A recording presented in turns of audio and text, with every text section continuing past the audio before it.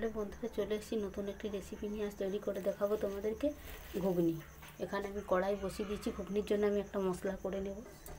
এখানে কড়াইয়ের মধ্যে দিয়ে দিচ্ছি গোটা ধনা, দিয়ে দেবো অল্প গোটা জিরা, একটা শুকনো লঙ্কা। গোটা জিরা, ধনা, শুকনো লঙ্কা আমি শুকনো কড়াইয়ের মধ্যে ভেজে নেব। ঘুগনির মধ্যে এই মশলাটা দিলে ঘুগনির টেস্টটা আরও বেড়ে যাবে।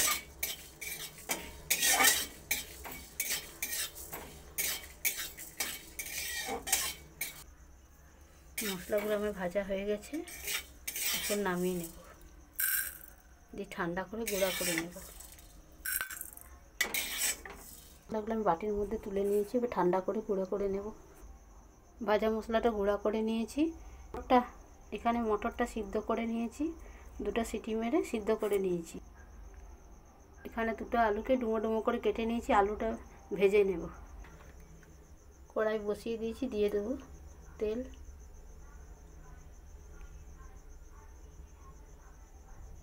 তেল গরম হয়ে গেছে, তেলের মধ্যে একটু নুন দিয়ে দেবো, নাহলে আলুগুলো দেওয়া মাত্র তেল ছিটে গায়ে আসবে।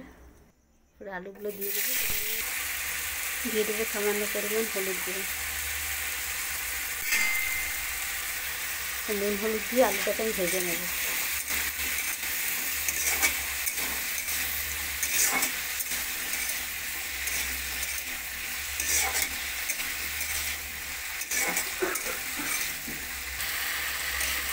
নুন হলুদ দিয়ে আলুগুলো ভেজে নেব। আলুগুলো আমার লাল করে ভাজা হয়ে গেছে, তুলে নেব। ভেজে রাখা আলুগুলো তুলে নিয়েছি। ওই আলু ভাজার তেলের মধ্যে আবারও একটু তেল দিয়ে দেব, একটা তেজপাতা। এখানে একটা মিডিয়াম সাইজে পেঁয়াজকে কুচি করে নিয়েছি, পেঁয়াজ কুচিটাও দিয়ে দেবো। পেঁয়াজটাকে আমি লাল করে ভেজে নেব। দিয়ে দেবো একটা কাঁচা লঙ্কা, মাঝখান থেকে ভেঙে নিয়েছি। একটা টমেটোকে টমেটোটা দিয়ে দেবো, 4 ভাগ করে নিয়েছি। পেঁয়াজের সঙ্গে টমেটোটাকে আমি ভেজে নেব। টমেটোটা গলে গেছে, দিয়ে দেবো এখানে আদা রসুন বাটা। আদা রসুন বাটাটা ভালো করে ভেজে নেবো, আদা রসুন গন্ধ চলে যাওয়া পর্যন্ত। আদা রসুন ভাজা হয়ে গেছে, এরপর দিয়ে দেবো গুঁড়ো মশলা। এখানে দিয়ে দেবো জিরা গুঁড়ো, দিয়ে দেবো ধনিয়ার গুঁড়ো,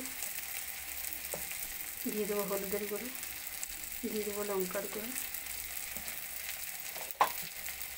মশলাগুলো আমার যাতে তলায় না পুড়ে যায় অল্প পরিমাণ জল দিয়ে দেবো। দিয়ে দেবো স্বাদ মতো নুন, দিয়ে দেবো অল্প পরিমাণ চিনি। মশলাগুলো আমি একসঙ্গে মিশিয়ে নিয়ে ভেজে নেব। মশলাটা আমার ভালো মতন কষানো হয়ে গেছে, এরপর দিয়ে দেবো ভেজে রাখা আলুটা। দিয়ে মশলার সঙ্গে ভালো করে কষিয়ে নেব।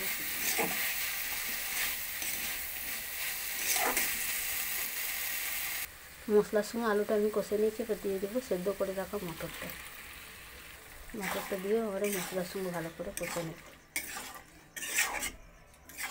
মটর আলু সমস্ত কিছু আমার ভালো করে কষানো হয়ে গেছে, এবার এর মধ্যে দিয়ে দেবো জল খুব বেশি দেবো না, যেহেতু আলুও ভালোভাবে ভাজা আছে আর মটরও সেদ্ধ করা আছে।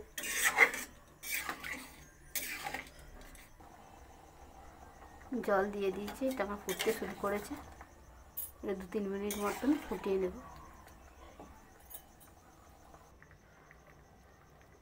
আলু আমার সেদ্ধ হয়ে গেছে,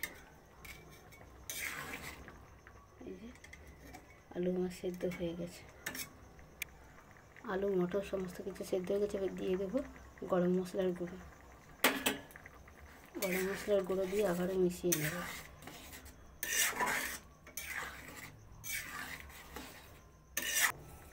এরপর দিয়ে দেবো এই যে ভেজে রাখা ভাজা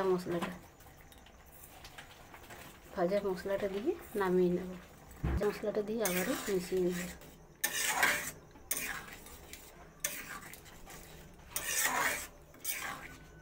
তৈরি হয়ে গেল আমার ঘুগনি। গ্যাসটা বন্ধ করে দেব। তৈরি হয়ে গেল আমার ঘুগনি। রেসিপিটি ভালো লাগলে লাইক করবেন, শেয়ার করবেন, সাবস্ক্রাইব করবেন।